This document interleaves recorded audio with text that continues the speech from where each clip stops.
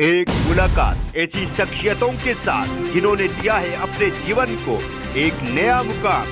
रूबरू कराएंगे ऐसी कुछ हस्तियों के साथ एक खास शख्सियत के साथ मुलाकात जयदेव पटेल के साथ नंबर 1 इंडिया न्यूज पर।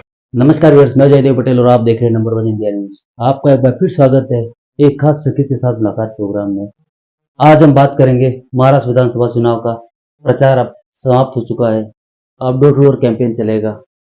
ऐसे में जो महाराष्ट्र नवनिर्माण सेना है, इस बार उसने अपने 138 कैंडिडेट चुनावी मैदान में उतारे हैं।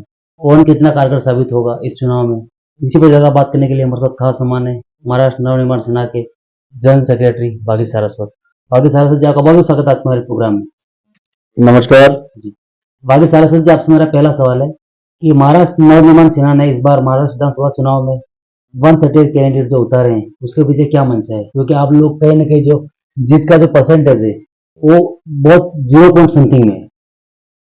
देखिए, अभी तो रिजल्ट आया नहीं है, चुनाव का प्रचार शुरू है और रिस्पांस हमको बहुत अच्छा मिल रहा है।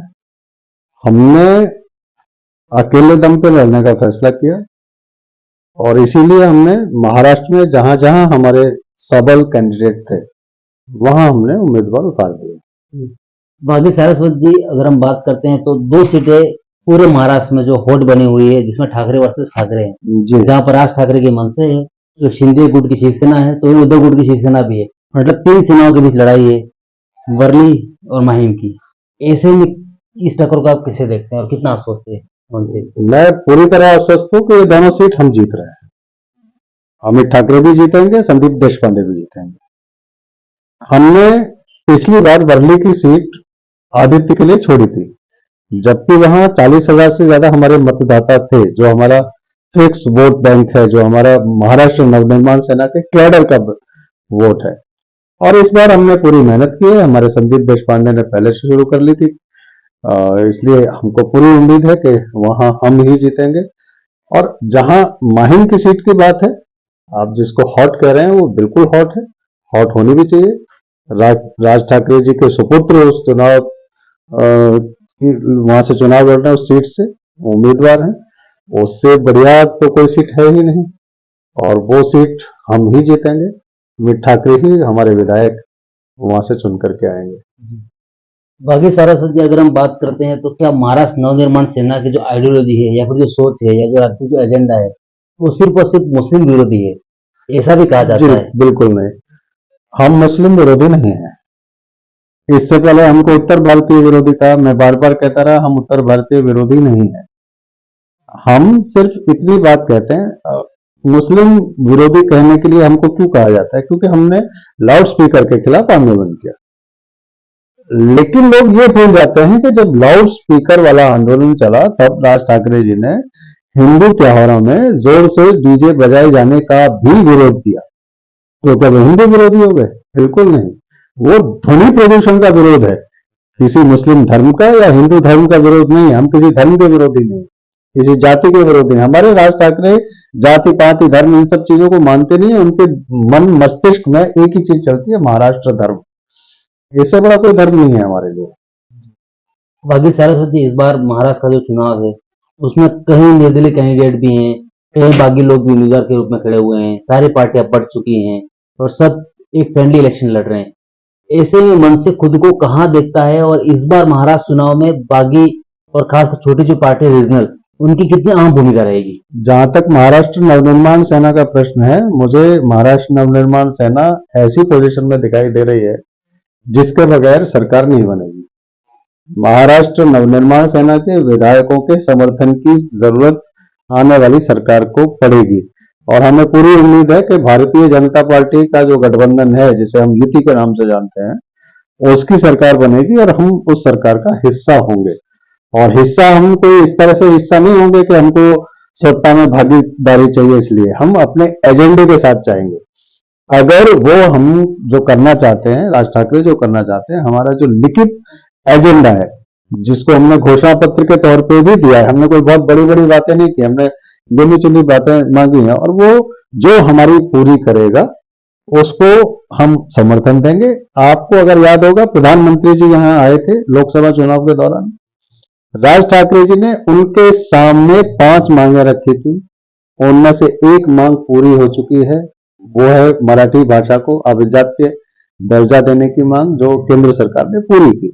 बाकी 4 मांगे और हैं, वो भी पूरी होंगी, क्योंकि जो मांगे की हैं वो हमने कोई मंत्री पद की मांग नहीं की है, सत्ता में भागीदारी की मांग नहीं की है। हमने जो मांग की है वो महाराष्ट्र के विकास के लिए, महाराष्ट्र के हित के लिए मांग की है, और महाराष्ट्र के हित के लिए हमको जो भी बार्गेनिंग करनी पड़ेगी हम करें। बाकी सारस्वत जी, अगर महायुति चुन करके आती है तो आप लोग उनको समर्थन करेंगे अपनी मांगों के नहीं, साथ? अगर मगर का तो प्रश्न ही नहीं है, साफ साफ दिखाई दे रहा है। कोई उद्धव सेना की यहाँ वापसी थोड़ी होने वाली है, ना शरद पवार की वापसी होने वाली है। सरकार बनेगी तो महायुति की ही बनेगी और मनसे के साथ बनेगी, ये हमारा पूरा विश्वास है। बाकी सारस्वत जी, मनसे को लेकर के ये भी एक कहा गया है कि महाराष्ट्र नवनिर्माण सेना के लिए भी कहीं न कहीं राज ठाकरे के लिए भी करो मरो का चुनाव है, पार्टी को जिंदा रखने के लिए। नहीं, हर चुनाव करो या मरो का ही होता है ना, क्योंकि जो उम्मीदवार उतरता है हारने के लिए नहीं उतरता है, उसका मकसद होता है जीतना।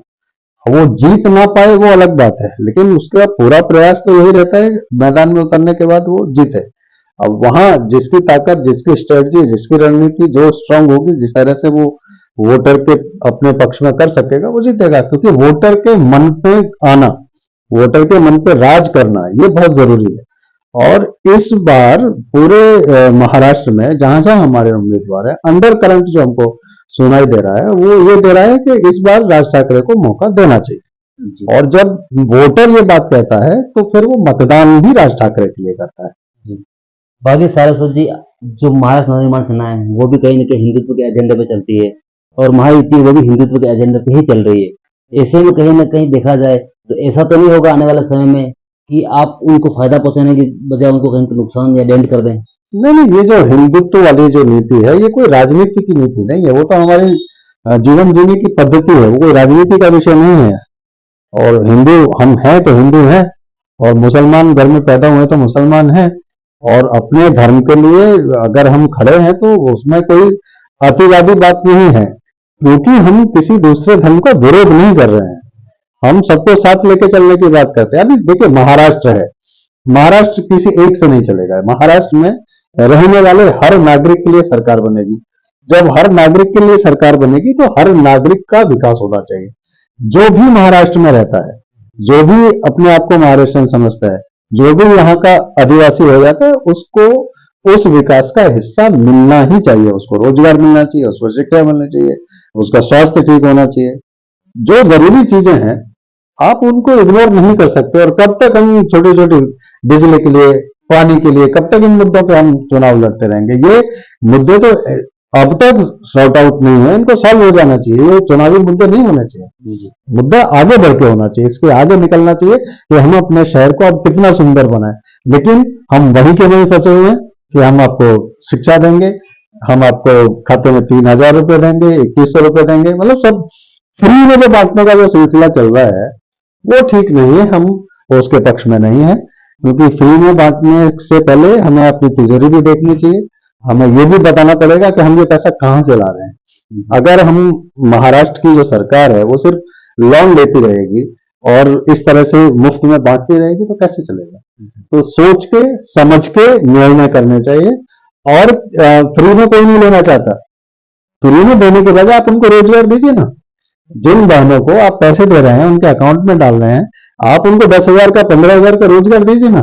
उनका 1,500 से कुछ नहीं होने वाला है, 1,500 रुपए से किसका घर चलने वाला है? अगर आप दे सकते हो तो 15,000 की उनको नौकरी दीजिए, नौकरी मुहैया कराइए। और महाराष्ट्र नवनिर्माण सेना इसी मत की है कि हम ज्यादा से ज्यादा रोजगार मुहैया कराएं। जी। बाकी सारस्वत जी, आपसे मेरा एक आखिरी सवाल है कि देवेंद्र फडणवीस का एक बयान सामने आया, उसमें उन्होंने ये कहा कि चुनाव के नतीजों के बाद डिसाइड होगा कौन सा गुट किसके साथ है।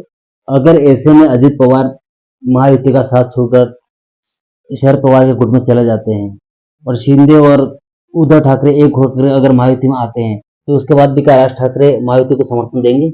देखिए, संभावनाओं की बात करने में कोई मतलब नहीं है।